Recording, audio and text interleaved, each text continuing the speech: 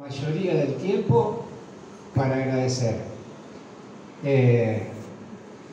Voy a hablar de hecho del libro, pero yo veo tanta gente conocida, conozco a la gran mayoría lo quiero entrañablemente porque tenemos un pasado en común que tiene que ver con la militancia, que tiene que ver con la profesión que uno ha elegido, empezando por Berta, por esta Berta, por la Berta a la cual le debo el título, y ella sabe que es así, y a mis compañeros de ruta, tanto en la profesión docente, a los que han sido alumnos y hoy son colegas y amigos.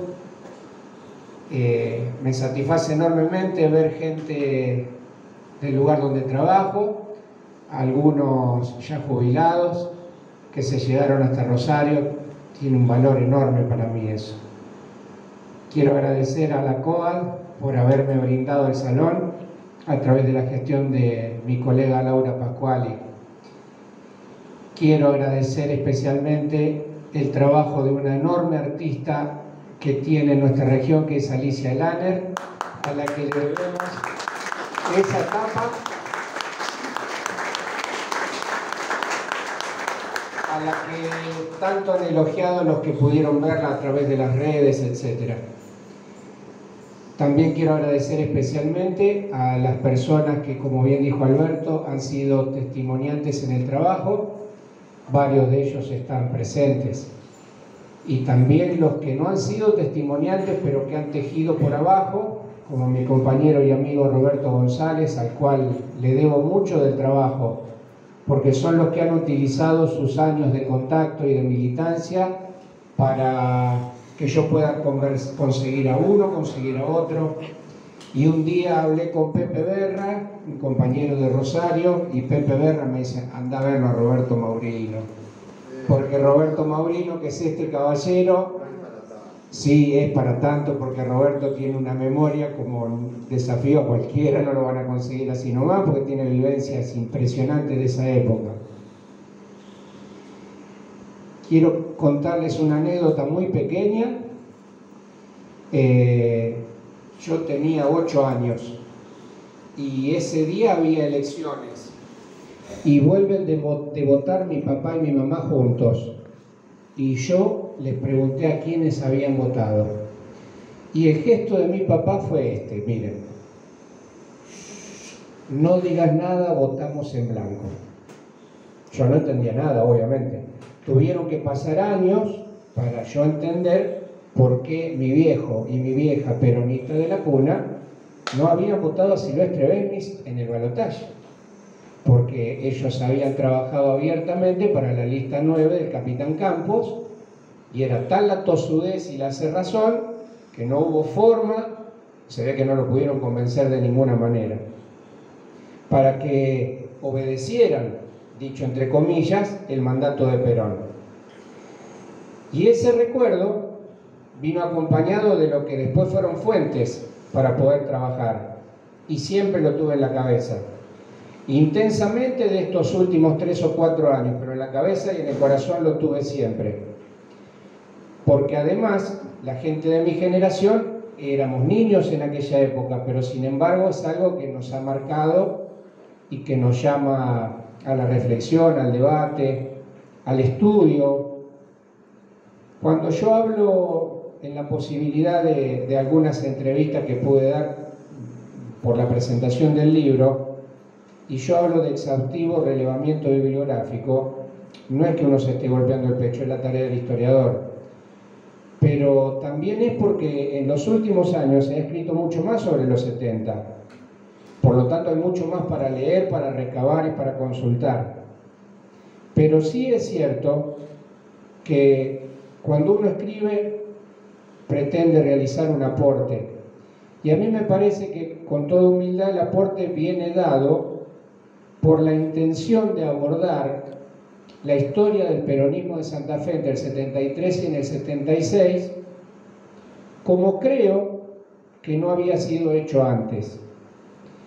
Porque lo que existían eran miradas parciales sobre algún espacio interno del peronismo, sobre algún acontecimiento puntual, pero faltaba una mirada más globalizadora, si se quiere. Esa fue la intención.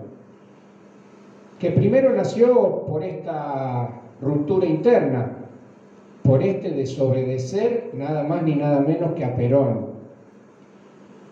Y los argumentos que en boca de los políticos uno tiene que tener mucho cuidado de las interpretaciones, porque los que trabajamos directa o tangencialmente el tema de la historia oral, tenemos que saber que hay ciertos cuidados a partir de que uno está hablando con políticos profesionales, y los políticos profesionales pueden deliberadamente o no acomodar su discurso de manera que justifique determinado accionar o cosa por el estilo. Máxime si se habla de un tiempo histórico como el del 73-76, donde como parte del ejercicio de la política para grandes sectores estaba la violencia. Y cuando uno dice la violencia. No la violencia verbal que podemos ver hoy, sino la violencia que termina en la muerte. Por lo tanto, me ha pasado a lo largo de las 16 entrevistas que no todas tienen el mismo, ¿cómo decirlo?, la misma fortaleza, la misma profundidad. Lo que sí tienen un denominador común, que es el recuerdo, un recuerdo muy fresco de todo lo que pasó.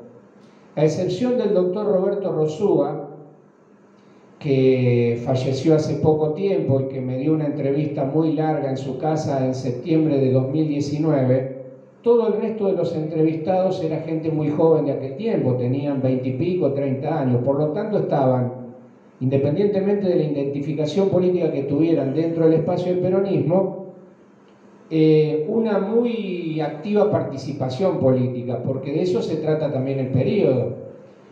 El regreso del peronismo supone, entre varias otras cosas, un proselitismo, una militancia, un salir a la calle impresionante.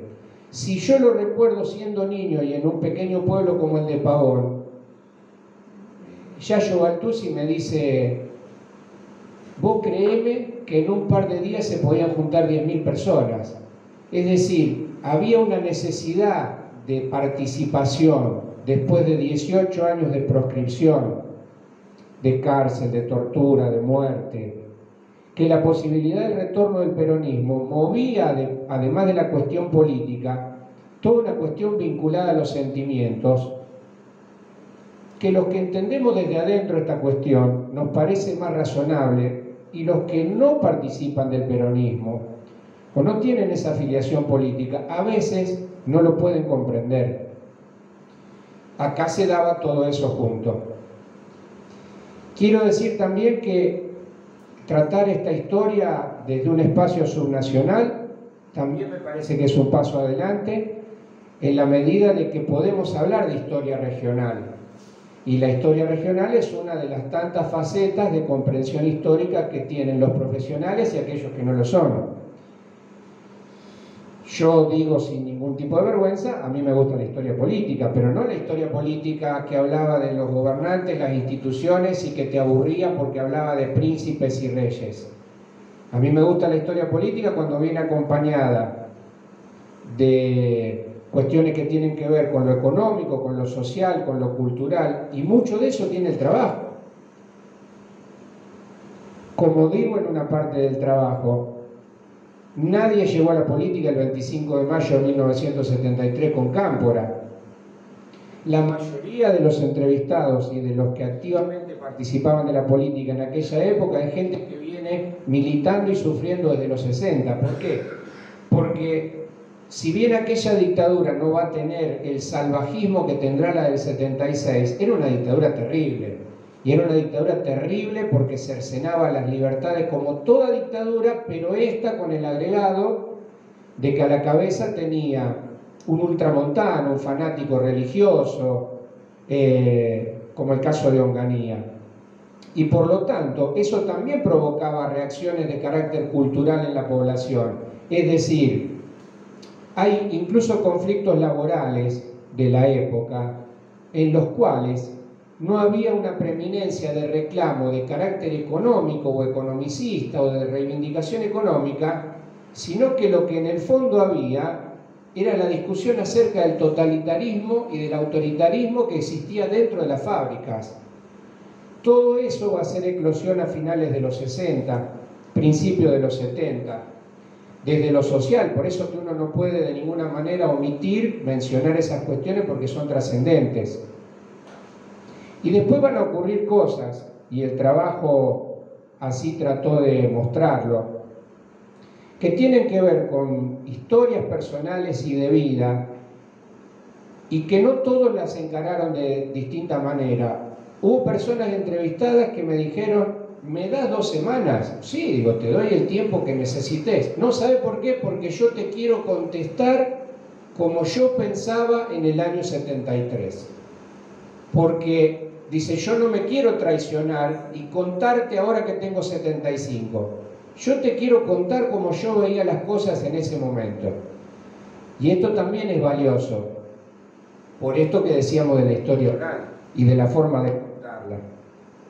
Después sí hay cuestiones que ponen en juego determinadas verdades absolutas o no tan absolutas, pero que para el peronismo siempre han significado muchísimo debate, muchísimo enfrentamiento, que son las que están ligadas al verticalismo o al antiverticalismo.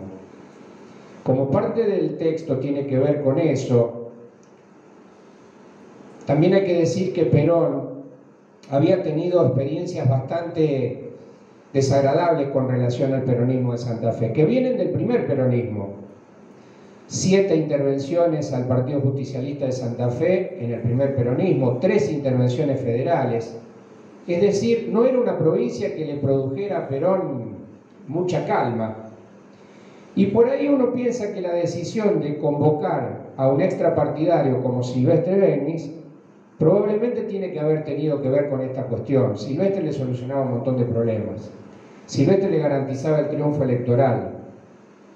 Pero también hay que mirar y escuchar ese reclamo de los compañeros de la lista 9 que se quedaron con la sigla del Partido Justicialista, muchos de ellos héroes de la resistencia peronista, que entienden que con justa razón Perón había vuelto por ellos, no por Silvestre Béniz, que de paso era un declaradamente antiperonista. Entonces, independientemente de las cuestiones políticas que existen, claramente, también hay siempre situaciones que tienen que ver con lo afectivo, con la experiencia de vida de cada uno, con lo que habían dado por el movimiento en tiempos tan duros como lo de la proscripción. Otra cuestión que fue necesario profundizar era la integración de la fórmula. Perón pivotea un esquema político para una gran cantidad de provincias donde tenía que tener un componente sindical en la fórmula de gobernador. En el caso de Santa Fe, el hombre fue Eduardo Félix Cuello, un hombre impulsado por las 62 organizaciones de Lorenzo Miguel y que tenía en Afrio Penisi, caudillo de la UON de Santa Fe, el hombre que lo impulsaba.